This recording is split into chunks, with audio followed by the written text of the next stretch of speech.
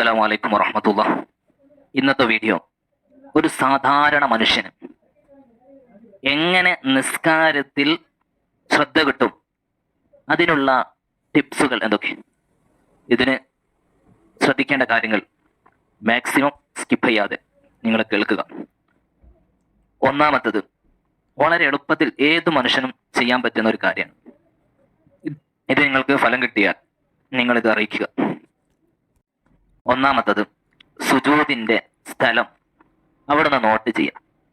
സുജൂദിന്റെ സ്ഥലം എവിടെയാണ് നമ്മൾ സുജൂദ് ചെയ്യുന്നത്, ആ സ്ഥലത്തേക്ക് മാത്രം നോട്ട് ചെയ്യാം. ആ നോക്കുന്ന സ്ഥലത്ത് പരിശുദ്ധ കഅബ ഉണ്ട് എന്ന് മനസ്സിൽ ചിന്തിച്ച്, ഞാൻ നിൽക്കുന്നത് കഅബയുടെ പരിശുദ്ധമായ കഅബയുടെ മുമ്പിലാണോ എന്ന ചിന്തയിൽ നിസ്കരിച്ചാൽ നിസ്കാരത്തിന് ശ്രദ്ധ കിട്ടും, ഖുശൂ കിട്ടും. എല്ലാവർക്കും പ്രാക്ടീസ് ചെയ്യാൻ പറ്റുന്നതാണ്. രണ്ടാമത്തെ കാര്യം, അല്ലാഹു അക്ബർ എന്ന് പറയുമ്പോൾ നമ്മൾ മനസ്സിൽ വരേണ്ടത്, എൻ്റെ ഏറ്റവും വലിയത്, എൻ്റെ ജീവിതത്തിൽ എല്ലാറ്റിനേക്കാളും വലുത് അള്ളാഹു ആണ്. അതാണ് അല്ലാഹു അക്ബർ.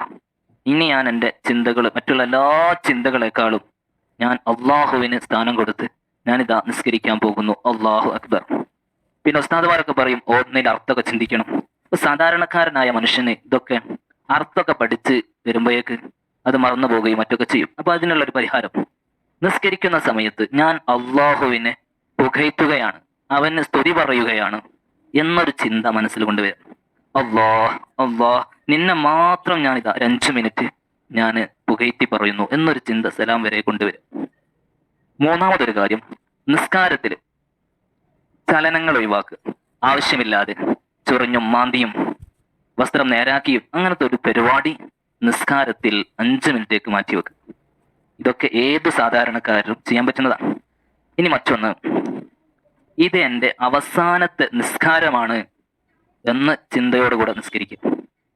ഒരു പക്ഷേ ഇന്നത്തെ ളുഹർ നിസ്കാരം കഴിഞ്ഞ് ഞാനൊരു പക്ഷേ എനിക്ക് മറ്റൊരു നിസ്കാരം നിർവഹിക്കാൻ എനിക്കുണ്ടാവുമെന്നുള്ളതിനൊരു ഗ്യാരണ്ടിയുമില്ല.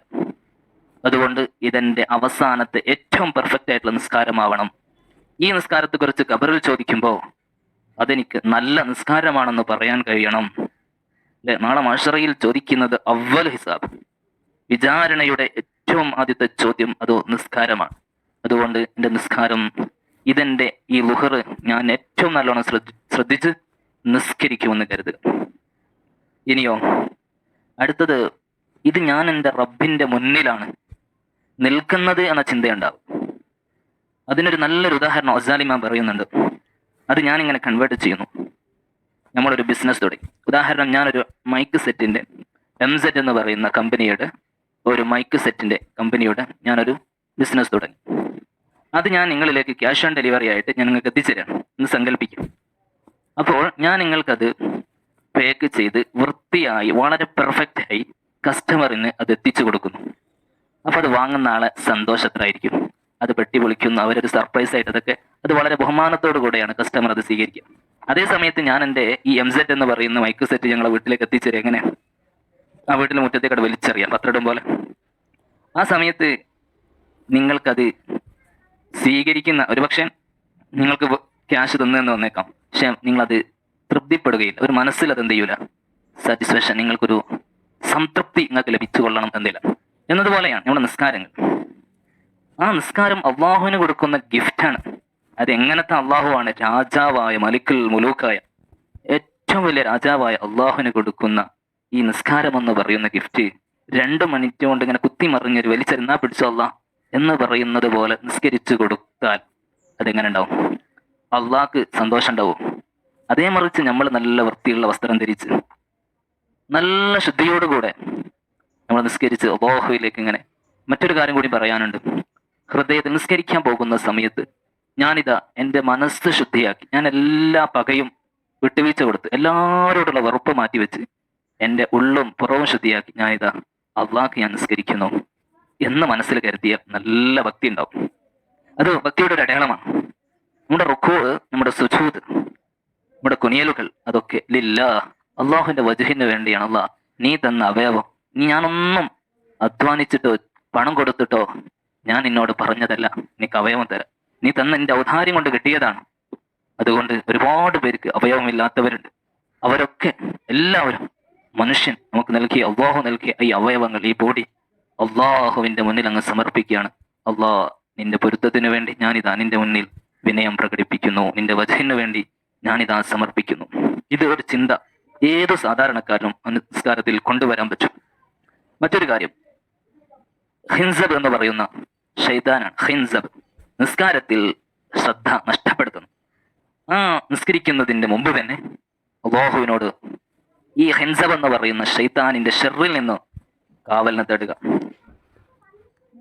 9-ാമത്തത്, നിസ്കാരത്തിൽ ഭക്തി കിട്ടാൻ എപ്പോഴും ദുആ ചെയ്യുക. നല്ല നല്ല സദസ്സുകളിൽ അല്ലാഹുവേ, എനിക്ക് നിസ്കാരത്തിൽ ഖുശൂ കിട്ടണം, അതിനുവേണ്ടി ദുആ ചെയ്യണം. അതൊരു തൗഫീഖ്. ഈ തൗഫീഖ് നമുക്ക് ഇല്ലാതായി പോയാൽ നാളെ അള്ളാഹു ആദ്യം ചോദിക്കുന്ന നിസ്കാരത്തിന് എങ്ങനെ മറുപടി പറയേണ്ടി വരും? ഓരോരോ നിസ്കാരങ്ങളും ഒരു മഹ്ശറയാണ്.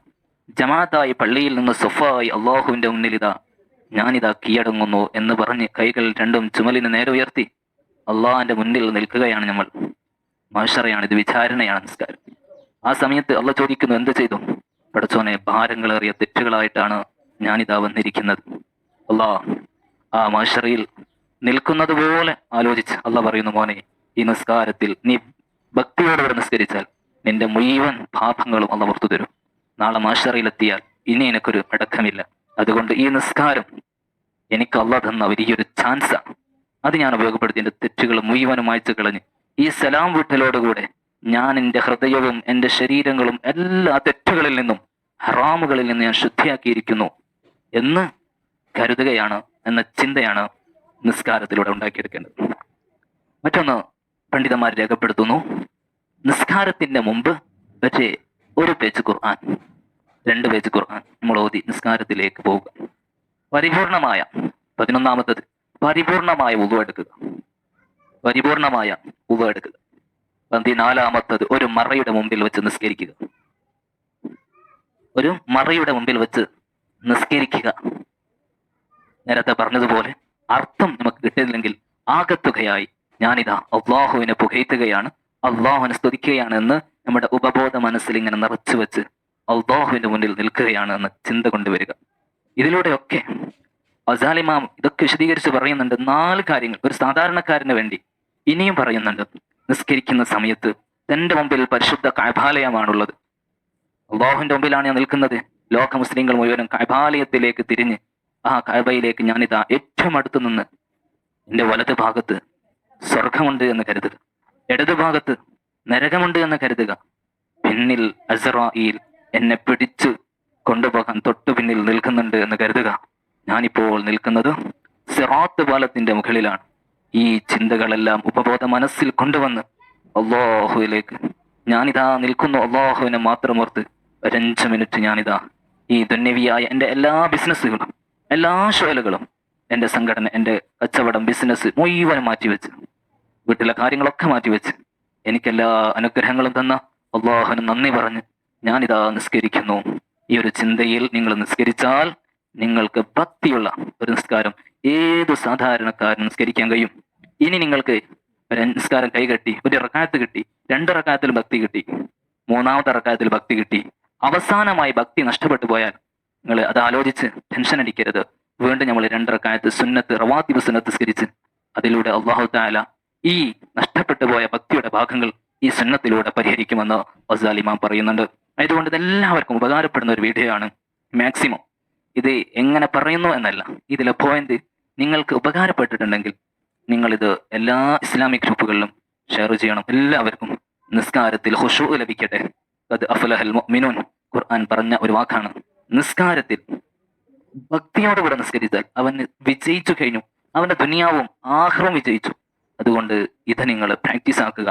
നിസ്കാരത്തിൽ നിങ്ങൾ മാക്സിമം ഒരു 5 മിനിറ്റ് ഭക്തിയോടുകൂടെ നിസ്കരിച്ചാൽ ദുനിയാവും ആഖിറവും വിജയിക്കും. പിന്നീട് ലാസ്റ്റ് ആയിട്ട് പറയുന്നു, എല്ലാത്തിനും തുടക്കമേ നിങ്ങൾക്ക് തഖ്വയുണ്ടാവണം. തെറ്റിലായി മൊഴുകി ജീവിക്കുന്ന ഒരാൾ നിരന്തരം ഹറാമ് ചെയ്ത് തെറ്റൊഴിവാക്കാനാവാതെ ഈ നിസ്കാരത്തിൽ പ്രവേശിച്ചാൽ ഒരു പക്ഷേ ഖുശൂ കിട്ടിക്കൊള്ളണമെന്നില്ല. ഒരു തൗബയുടെ മനസ്സോടുകൂടെ ഓരോരോ നിസ്കാരത്തിലും പഠിച്ച റബ്ബേ, ഇന്നത്തെ സുബഹി മുതൽ ഈ ളുഹർ വരെ വന്നുപോയ തെറ്റുകൾ അള്ളാഹ് മനുഷ്യനാണ്, സാഹചര്യങ്ങൾ കൊണ്ട് വന്നതാണ്. അത് തൗബയുടെ മനസ്സോടുകൂടെയെങ്കിലും നിസ്കാരത്തിലേക്ക് പ്രവേശിക്കണം. അല്ലാഹു സുബ്ഹാനഹു വ തആല തഖ്വയോടെ നല്ല ഇഖ്ലാസോടുകൂടെ അള്ളാഹുവിന്റെ വജഹിന് വേണ്ടി നിസ്കരിക്കാൻ നമ്മൾ തയ്യാറാവണം. അതുകൊണ്ട് പണ്ടുള്ള ഉസ്താമാരൊക്കെ നിയത്ത് വെക്കുമ്പോൾ ഉസല്ലി ഫർള ളുഹരി അർബ റക്അത്തിൻ മുതവജ്ജിഹൻ ഇലൽ ഖിബ്ലത്തി ലി വജ്ഹില്ല ലില്ലാഹി തആല എന്നല്ല അവർ നിയത്ത് വെക്കുമ്പോൾ തന്നെ അവർ മനസ്സിൽ കരുതുന്നത് അള്ളാഹ് നിന്റെ വജഹിന് വേണ്ടി, നിന്റെ പൊരുത്തത്തിന് വേണ്ടി, അത് ലഭിക്കാൻ വേണ്ടി ഞാൻ നിസ്കരിക്കുന്നു എന്നാണ് നമ്മുടെ മുൻഗാമികളൊക്കെ നിയത്ത് വെച്ചിരുന്നത്. അതുകൊണ്ട് നിസ്കാരം അത് നല്ല രൂപത്തിൽ ചെയ്തു കഴിഞ്ഞാൽ നമ്മുടെ മനസ്സിന് വല്ലാത്ത സന്തോഷവും ആനന്ദവും ലഭിക്കും. വിശുദ്ധമായ മുത്തനബി സല്ലല്ലാഹു അലൈഹി വസല്ലം തങ്ങൾ പറഞ്ഞല്ലോ, എനിക്ക് നിസ്കാരം കൺകുളിർമയാണ്, അതൊരു ഹലാവത്താണ്, അതൊരു മാധുര്യമാണ്. അത് ടെസ്റ്റ് ചെയ്യാൻ അള്ളാഹു നമുക്ക് തൗഫീഖ് നൽകുമാറാവട്ടെ. അസ്സലാമു അലൈക്കും വറഹ്മത്തുള്ളാഹി.